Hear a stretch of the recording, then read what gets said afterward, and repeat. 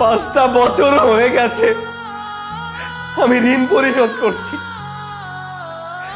আমার ঘরে এখনো 9 লাখ টাকার বোঝা। আর তুমি বলছো তোমার এই ডাক্তারের সাথে সংসার করবে, তাই না? ভেবেছিলাম আমার বউটা ডাক্তার হবে, আমি সমাজের মুখে বলতে পারবো আমার বউ ডাক্তার, MBBS ডাক্তার। দেখো, আজ আমার স্বপ্নটা পূরণ হয়েছে, কিন্তু আমার সংসারে থেকে না, অন্য কাউকে ভালোবেসে। আমি যদি জানতাম যে তুমি MBBS হওয়ার পরে আমার সংসার থেকে চলে যাবে, আমি কখনো এই কাজটা করতাম না। ভাই, আমার খুব আদরের বউ। আমার কাছে হাত জোর করে আমি বলছি, আমার বউটাকে কখনো কষ্ট দেবেন না। আমি ওকে অনেক ভালোবাসি, অনেক ভালোবাসি।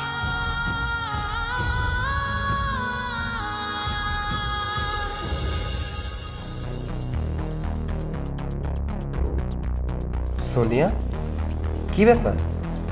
তুমি এখানে মন মরা হয়ে বসে আছো কেন? কি হয়েছে? কেন মন খারাপ সেটা তুমি জানো না? আমি মেডিকেলে চান্স পাইনি। ছোটবেলা থেকে স্বপ্ন দেখে বড় হয়েছি যে আমি বড় হলে ডক্টর হব, কিন্তু এখন কি হলো, আমার পুরো স্বপ্ন নষ্ট হয়ে গেল। এখন যদি আমি প্রাইভেট মেডিকেলে ভর্তি হতে যাই তাহলে অনেক খরচ। এত খরচ কি করে দিবে, আর এত টাকা কোথায় বা পাবো? আচ্ছা, প্রাইভেট মেডিকেলে কত টাকা লাগবে? কত টাকা লাগবে সেটা শুনে তুমি কি করবে? তুমি এত টাকা কোথায় পাবে? সামান্য একটা জব করো, যে টাকা স্যালারি পাও এই টাকা দিয়ে তো কিছুই হবে না। আহা, বলো না কত টাকা লাগবে? 18 লক্ষ টাকার মতো তো লাগবেই। আচ্ছা, তুমি একদম চিন্তা করো না, টাকার ব্যবস্থা হয়ে যাবে। কিভাবে? তুমি কিভাবে টাকার ব্যবস্থা করবে? দেখো, তুমি আমার খুব আদরের বউ। আমার বউটার ইচ্ছা, আমার বউটার স্বপ্ন সে ডক্টর হবে। এই ছোট্ট আবদারটুকু যদি আমি পূরণ না করতে পারি, তাহলে হাজবেন্ড কি করে বললাম বলতো? শোনো, আমি যে টাকা স্যালারি পাই তার উপরে হয়তো খুব একটা লোন দিবে না, তার উপরেও আমি চিন্তা করছি ওভারটাইম করব, ব্যাংক থেকে লোন নেব। যদি জমির দলিল চায়, দলিলটা দিয়ে হলেও আমি ব্যাংক লোনটা নিয়ে নেব, শুধুমাত্র তোমার জন্য। আমার বউয়ের স্বপ্ন যেভাবেই হোক আমি পূরণ করব। সত্যি তুমি আমার স্বপ্ন পূরণ করবে? হ্যাঁ, কেন ডক্টর হতে পারবে না? সম্পূর্ণ খরচ আমি বহন করব, শুধু পড়াশোনাটা একটু ঠিকঠাক করে করো। ঠিক আছে।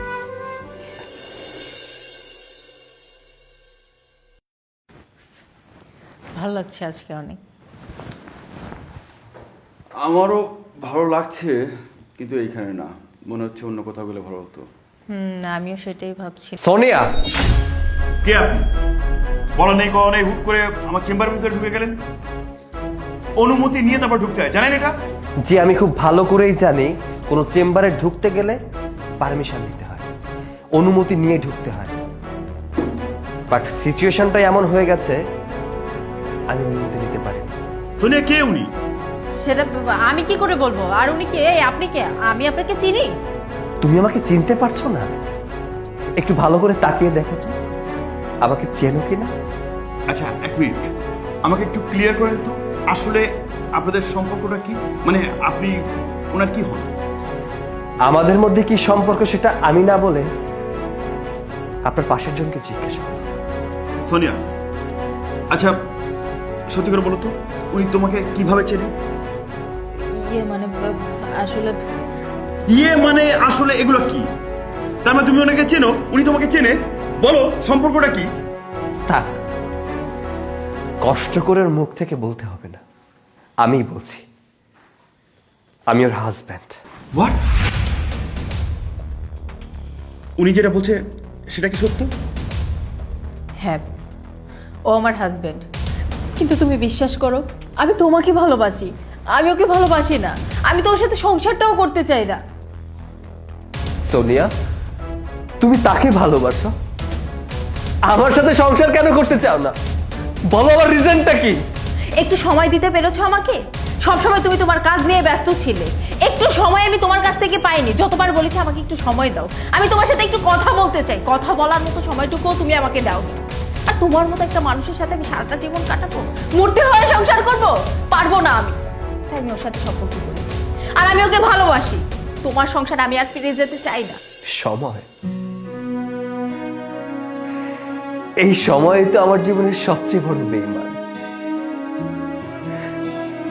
ভেবেছিলাম আমার বউটা ডাক্তার হবে, আমি সমাজের মুখে বলতে পারবো আমার বউ ডাক্তার, এমবিবিএস ডাক্তার।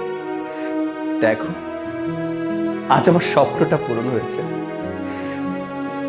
কিন্তু আমার সংসারে থেকে না, অন্য কাউকে ভালোবেসে। আমি যদি জানতাম যে তুমি এমবিবিএস হওয়ার পরে আমার সংসার থেকে চলে যাবে, আমি কখনো এই কাজটা করতাম না। সোনি, আমি তো তোমাকে ভালোবাসি, তাই না? তোমার জন্য দিনের পর দিন, রাতের পর রাত কাজ করেছি। 18 লক্ষ টাকা আমি ব্যাংক থেকে ঋণ নিয়েছি শুধুমাত্র তোমাকে এমবিবিএস বানাবো বিধায়। আজ আমি সাকসেসফুল, আজ আমি গর্ব করে বলতে পারি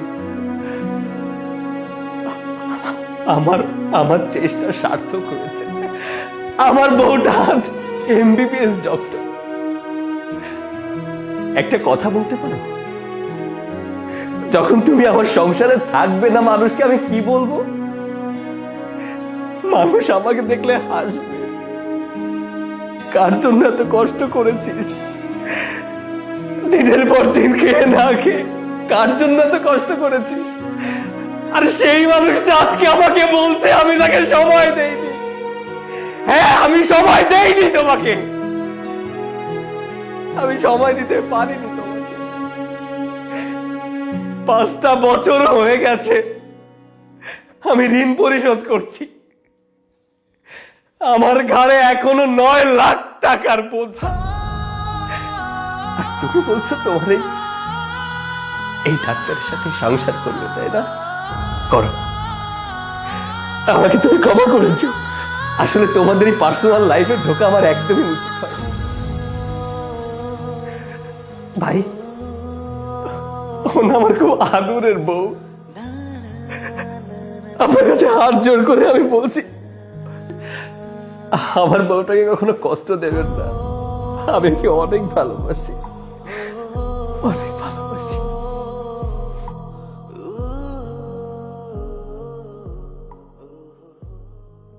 ভালো হয়েছে, আমার জীবন থেকে এই ঝামেলাটা চলে গেছে।